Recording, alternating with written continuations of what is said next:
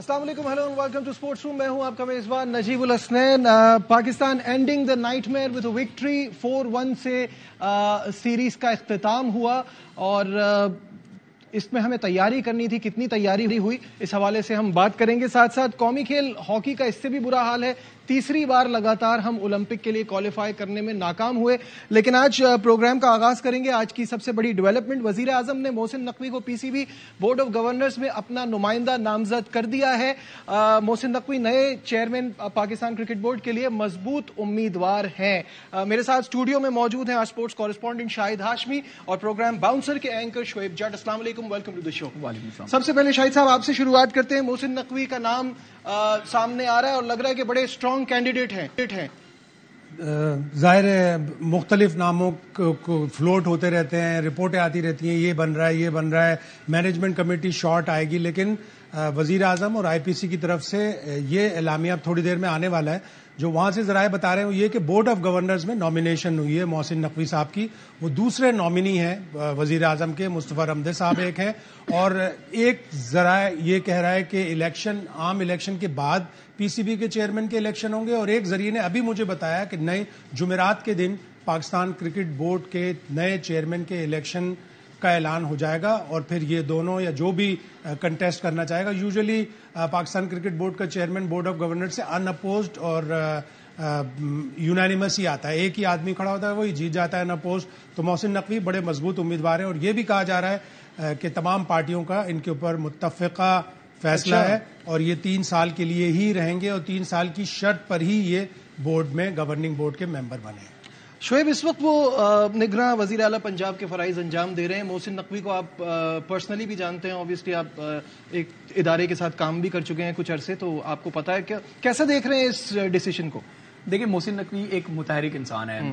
खुद अमली तौर पे काम करने में आपने देखा, जब सीएम पंजाब बने तब भी बहुत सारी जगहों पे नजर आए, बहुत सारी चैलेंजेस का सामना था, उनको उन्होंने तरीके से जो है वो टैकल कर लिया। मुझे ये लगता है शाहिद भाई ने जो बात कही, बिल्कुल सोर्सेज यही जो है वो फीड कर रहे हैं या सोर्सेज यही बता रहे हैं कि इसको पहले ही किया जा रहा है। बट अगर हम पीसीबी का तरीकाकार देखें तो वहां पे मैनेजिंग कमेटी के पास ये इख्तियार है। एक तरफ ये खबरें आ रही थी कि आईपीसी खुद बोर्ड ऑफ गवर्नर्स बना रही है, उन्होंने जाके इलेक्शन स्टूडियो के अंदर कंट्रोल रूम की आवाज आ रही है स्पीकर पे, स्पीकर ऑफ कर दें। जी शोएब, अगर उन्होंने बोर्ड ऑफ गवर्नर्स बना दिया आईपीसी ने, तो एक मरतबा फिर कहीं पाकिस्तान क्रिकेट बोर्ड जो है वो अदालतों की जो है ना वो नजर ना हो जाए कि बहुत सारी रिट्स आ जाएं। ये इख्तियार मैनेजिंग कमेटी के पास है कि उसने गवर्निंग बोर्ड बनाना है, फिर उस गवर्निंग बोर्ड ने मैनेजमेंट कमेटी, इलेक्शन कमीशन मैं वही बता रहा हूँ। लेकिन पहले भी ये मामला हुए थे तो आपको पता है अदालतों में फैसले चले गए। लेकिन मैनेजमेंट कमेटी तो बना नहीं सकी ना, Zaka Ashraf board of governors बना रहे थे, उन्हें आईपीसी ने उसका 4 फरवरी तक है ना टाइम। जो मैनेजमेंट कमेटी थी उसमें से सिर्फ एक बंदा गया और वो ज़का अशरफ थे, ठीक है, और बाकी जो है वो वहीं के वहीं खड़ी है। पूरी मैनेजमेंट कमेटी वहां पे है, मुस्तफा रमदे वहां पे हैं। अब एक सीट खाली हुई थी, उस एक सीट पे मोहसिन नकवी को नामजद किया जा रहा है। कुछ देर में जैसे शाहिद भाई भी बता रहे हैं कि उसका नोटिफिकेशन हो जाएगा। तो ये देखना होगा कि कानूनी तौर पर ये सारे मामला किस तरीके से जाएंगे। ये पाकिस्तान क्रिकेट बोर्ड में बड़ी गंदी प्रैक्टिस चल रही है, जिसका अल्टीमेटली नुकसान खेल को हो रहा है कि अदालतों में मामला चले जाते हैं। जब अदालतों में मामला चले जाते हैं फिर खेल का खिलवाड़ होता है। बिल्कुल सही है। अच्छा, एक इंपॉर्टेंट चीज ये है कि ज़का अशरफ का टेन्योर ये कैसा रहा? शाहिद साहब, पहले आपसे जानना चाहूंगा, क्योंकि अगर हम क्रिकेटिंग पॉइंट ऑफ व्यू से देखते हैं तो बड़ा खराब रहा, और वैसे अगर कुछ वो करना चाह रहे थे, कुछ उनका विजन था, उस पर क्या कहेंगे? देखिए, हमारी बड़ी बदकिस्मती है कि किसी भी बोर्ड की कारकर्दगी को हम टीम की कारकर्दगी से जांचते हैं। टीम की कारकर्दगी बिल्कुल अलग है, बोर्ड की कारकर्दगी बिल्कुल अलग है। वर्ल्ड कप के बाद या एशिया कप वाला जो फैसला था वो उनका अपना नहीं था, वो नजम सेठी का था। एशिया कप में पाकिस्तान की टीम की परफॉर्मेंस इतनी अच्छी नहीं हुई। अब आप ये क्रिकेट बोर्ड के ऊपर डाल दें कि पाकिस्तान की टीम अच्छा नहीं खेली एशिया कप में, ये ज़का अशरफ के बोर्ड की जिम्मेदारी नहीं, बिल्कुल गलत है। ज़का अशरफ ने कुछ फैसले सही भी किए, कुछ फैसले उनके गलत हुए। उन्होंने कोशिश की क्रिकेट ऑस्ट्रेलिया से जाके मामलात बनाने की, अपनी जूनियर टीमें भेजने की, उन्होंने मिडिलसेक्स काउंटी से मुआहिदा किया, बहुत सारी चीजें उन्होंने की। लेकिन साथ ही साथ जो नी जर्क रिएक्शन था वर्ल्ड कप 2023 के बाद, कप्तान चेंज कर देना तीनों फॉर्मेट का, उसका T20 का रिकॉर्ड इतना बुरा नहीं था। बट आई स्टार्ट इससे थोड़ा सा पहले से शाहिद साहब, क्योंकि ये जो आप बात कह रहे हैं ना कि उनके ऊपर नहीं आता, लिंक नहीं करना चाहिए टीम की परफॉर्मेंस को, तो ये उनकी तरफ से जो वर्ल्ड कप के दौरान प्रेस रिलीज आई, उन्होंने खुद लिंक किया वो कि आप इसके जिम्मेदार ये और ये हैं, हम नहीं है। वो टोटल बोर्ड की एक बदनिज़ामी थी कि उस वक्त جب ایک پاکستان کی ٹیم ساؤتھ افریقہ کا 2-3 گھنٹے بعد کروشل میچ کھیلنے جا رہی تھی, اس وقت وہ پریس ریلیز نہیں آنا چاہیے تھا. ان کو جو مشیران نے مشورہ دیا وہ بہت ہی غلط تھا. ورلڈ کپ ایک دفعہ ہو جاتا, اگر اس پریس ریلیز کے بعد پاکستان کی ٹیم سیمی فائنل کھیل کے ورلڈ کپ جیت جاتی تو پھر اس کا مطلب ہے بابر اعظم اور انضمام الحق نے جتوایا ہوتا, تو پھر بورڈ کس پوزیشن پہ کھڑا ہوتا. بڑا غلط پریس ریلیز تھا, وہ اس وقت نہیں آنا چاہیے تھا. اسی لیے میں کہہ رہا ہوں کہ بہت سے فیصلے غلط بھی ہوئے, کچھ فیصلے درست بھی ہوئے. نیجک ریئیکشن نہیں ہونا چاہیے تھا. آپ نے دیکھ لیا کہ اس کا اثر کیا ہوا پاکستان کرکٹ بورڈ کے اوپر اور پاکستان کرکٹ ٹیم کے اوپر. شعیب, آپ چیئرمین صاحب سے, فارمر چیئرمین سے, پی سی بی مینجمنٹ کمیٹی کے چیئرمین سے بہت کلوز رہے ہیں اور ان سے آپ کی کافی انٹرویوز بھی آپ نے ان کے لیے ہیں, تو مجھے تھوڑا بتائیے کہ ان کے اس پیریڈ کو آپ کیسا دیکھتے ہیں, اور کیونکہ ان کی ود بابر اعظم ایک کنٹروورسی ایسی بن گئی تھی جس کی وجہ سے وہ پبلک لائکنگ میں اتنے نہیں تھے. دیکھیں, جو کمنگ چیئرمین ہیں ان سے بھی میرے تعلقات اچھے ہی ہیں. ہاں, میں نے کہا کام کر چکے ہیں. ہاں, ان سے بھی تعلقات اچھے ہیں, لیکن میں یہ سمجھتا ہوں کہ ذکا اشرف جو ہیں ان کو ہاتھ پاؤں باندھ کے رنگ میں پھینک دیا گیا تھا کہ آپ جا کے جو ہے نا سسٹم کو صحیح کر دیں. کوئی فیصلہ وہ کر نہیں, مطلب اس پہ کس نے کہا تھا سسٹم کو صحیح کر دیں؟ وہ تو ڈے ٹو ڈے افیئر کے لیے آئے تھے. نہیں, وہ ڈے ٹو ڈے افیئر کے لیے نہیں آئے تھے. آپ بات سنیں, جب وہ ٹیم میں آئے, اگر بابر اعظم اسٹیپ ڈاؤن کر جاتا ہے تو کپتان کس نے لگانا تھا؟ اگر غیر ملکی کوچز سے نتائج اچھے نہیں آ رہے تھے تو جواب طلبی کس نے کرنی تھی؟ آپ دیکھیں ذکا اشرف کے دور میں انڈین, وہ انڈیا جو ہمیشہ پاکستان کی مخالفت کرتا رہا, بی سی سی آئی کا یہاں پہ وفد باقاعدہ یہاں پر آیا, جس طریقے سے آسٹریلیا گئے, یہ سارے معاملات تھے. شاہد بھائی والی بات, کچھ اسٹیپس واقعی ہم بھی سمجھتے ہیں کہ کچھ اسٹیپس پہ ان سے غلطیاں ہو گئی, بہت سارے اسٹیپس اچھے تھے, لیکن کوئی بھی اسٹیپ فروٹفل اس لیے نہیں ہو سکا کہ ان کے ہاتھ بندھے ہوئے تھے. میں اب آپ کو ایک بریکنگ نیوز دے رہا ہوں. آپ محمد حفیظ کو ٹیم ڈائریکٹر جانتے ہیں؟ ایسا ہی ہے. محمد حفیظ آسٹریلیا کے ٹور پہ, نیوزی لینڈ کے ٹور پہ بغیر کانٹریکٹ کے تھے. یہ جو خبریں چلتی ہیں نا کہ وہ 15 دسمبر کو ان کا کانٹریکٹ پورا ہو گیا, ان کے پاس کانٹریکٹ تھا ہی نہیں. جب ان کے پاس کانٹریکٹ تھا ہی نہیں تو کانٹریکٹ کیسے پورا ہو گیا؟ اب کانٹریکٹ ان کے پاس کیوں نہیں تھا؟ کیونکہ جب کانٹریکٹ ان کو جانا تھا یہاں سے 27 یا 28 تاریخ کو آسٹریلیا کے لیے, تو وہ کانٹریکٹ سائن کرنے گئے تو ایچ آر نے پھر بتایا کہ جی آپ کا بھی اشتہار دینا ہے, لہذا آپ چلے جائیں, پیچھے سے کانٹریکٹ بھجوا دیں گے. جب وہ آسٹریلیا پہنچ گئے, ذرائع مجھے بتا رہے ہیں, جب وہ آسٹریلیا پہنچ گئے تو وہاں پہ انہوں نے پھر دوسرے ٹیسٹ کے دوران غالباً پھر کسی بھی سے رابطہ کیا کہ میرا کانٹریکٹ کا ہے, تو ان کو بتایا گیا کہ جی آئی پی سی نے کہا ہے کہ آپ کسی قسم کا کوئی اسٹیپ نہیں لے سکتے. تو یہ اس طرح کے تو معاملات ہے کہ ایک ٹیم ڈائریکٹر اپوائنٹ کر لیا, یہ تو بٹ اس کا وہ نہیں ہے. یہ جو آپ ہمیشہ بات کرتے ہیں کہ یہ جو چیئرمین بدلتے رہتے ہیں اور پچھلے والے کے سارے کاموں کو پھر دوبارہ سے شروع کیا جاتا ہے, یہ بہت بڑا ایک ریزن ہے کہ پاکستان کی کرکٹ آگے نہیں بڑھ پا رہی اور ہم شارٹ ٹرم ریزلٹس پہ فوکس کرتے ہیں. ظاہر ہے جب آپ کو اپنے آگے کا نہیں پتا. پاکستان کی کرکٹ کا گورنمنٹ انٹرفیرنس انڈیا میں بھی ہوتی ہے, گورنمنٹ انٹرفیرنس بنگلہ دیش, سری لنکا میں بھی ہوتی ہے, پاکستان میں بھی ہو رہی ہے اور بہت زیادہ ہو رہی ہے. مانی صاحب کے پاس ایک بڑا اچھا چانس تھا جب 2019 میں وہ ایک پاورفل چیئرمین کے طور پر آئے تھے. ان کو بھی وزیر اعظم کی بیکنگ تھی, انہوں نے نیا کانسٹیٹیوشن متعارف کروایا 2019 میں. تو کلوز نمبر 25.3 میں یہ آیا کہ اب وزیر اعظم کے پاس رائٹ نہیں ہے کہ وہ بورڈ کو ڈیزالو کر سکیں, لیکن اس میں ایک پخ لگا دی گئی ساتھ ہی ساتھ کہ فائنینشیل ریگولیرٹیز پہ پرائم منسٹر کر سکتا ہے, اور اس کے پاس یہ اختیار بھی ہے کہ وہ 2 نامینی دے گا, انہی 2 نامینی میں سے بورڈ آف گورنر میں ہو جائیں گے اور انہی 2 نامینیز سے یوزلی وہی چیئرمین الیکٹ ہوگا. تو یہ جب آپ پخ لگائیں گے, آپ گورنمنٹ انٹرفیرنس سے کلیئر نہیں کریں گے, تو پھر پاکستان کی کرکٹ میں یہی ہوگا کہ 13 مہینے میں چوتھا کرکٹ چیف آئے گا پاکستان میں, اور یہ پاکستان کی کرکٹ کے لیے بہت بڑا نقصان ہے. بالکل صحیح ہے. ناظرین, یہاں وقت ہو گیا ایک بریک کا. بریک لیتے ہیں, بریک سے آئیں گے, ڈسکشن کو آگے بڑھائیں گے, اور آبویسلی جو ریسنٹلی کنکلوڈیڈ سیریز ہے پاکستان نیوزی لینڈ کی, اس کے حوالے سے بات ہوگی. کہیں مت جائیے گا, will be right back. Glad to have you back once again to Sports Room. اور بریک پہ جانے سے پہلے بات ہو رہی تھی آج کی اس بڑی ڈیولپمنٹ کی. محسن نقوی نئے چیئرمین کرکٹ بورڈ کے لیے مضبوط امیدوار ہیں, and it's a positive sign because ایک اسٹرانگ انسان دکھتے ہیں جن کا ویژن اچھا ہے. شعیب, کیا کہیں گے؟ دیکھیں, میں یہی بتا رہا تھا کہ جب وہ سی ایم پنجاب بنے تھے تب بھی بہت زیادہ چیلنجز تھے, اور انہوں نے تمام چیلنجز کو بڑے احسن طریقے سے نبھایا. اب پاکستان کرکٹ کو درست کرنے کے لیے دبنگ بندے کی ہی ضرورت ہے. وہ بندہ جو بڑا متحرک ہو, وہ بندہ جو فوری ایکشن لینا جانتا ہو, وہ بندہ جو ایکشن لینے کے بعد ڈنڈا اٹھانا جانتا ہو, وہ بندہ جو ایکشن لینے کے بعد یا فیصلہ کرنے کے بعد اس پہ امپلیمنٹیشن کروانا جانتا ہو. تو میرے نزدیک محسن نقوی کا انتخاب اچھا ہے. اب وہ آئیں گے تو ظاہر ہے پولیٹکس ایک الگ چیز ہے, یہ اسپورٹس باڈی ہے. میں یہ سمجھتا ہوں, شاید بھائی بھی شاید تائید کریں, پاکستان کرکٹ وہ پاکستان کی سیاست نہیں ہے. تو محسن نقوی کے لیے یہ چیلنج ضرور ہے, لیکن وہ اس سے نمٹنے کی بھرپور صلاحیت رکھتے ہیں. دیکھیں, پاکستان کرکٹ بورڈ کو ایک اچھے ایڈمنسٹریٹر کی ضرورت ہے, چاہے وہ ایڈمنسٹریشن کی فیلڈ سے آئے, چاہے وہ کرکٹ کی فیلڈ سے آئے. اچھا ایڈمنسٹریٹر چاہیے جو پاکستان کے انفراسٹرکچر کو اچھا کرے, پاکستان کی ڈومیسٹک کرکٹ کو اچھا کرے, اور as caretaker C M ان کی یہی تعریفیں ہوتی ہیں. جتنے بھی انالیسز ہیں, جتنے بھی ان کا احاطہ کیا جاتا ہے کارکردگی کا, یہی کہا جاتا ہے کہ انہوں نے پنجاب میں اچھے کام کیے ہیں اور ایک متحرک ایکٹیو آدمی ہے, تو اچھا ایڈمنسٹریٹر ہوگا, پاکستان کرکٹ کا بھلا ہوگا.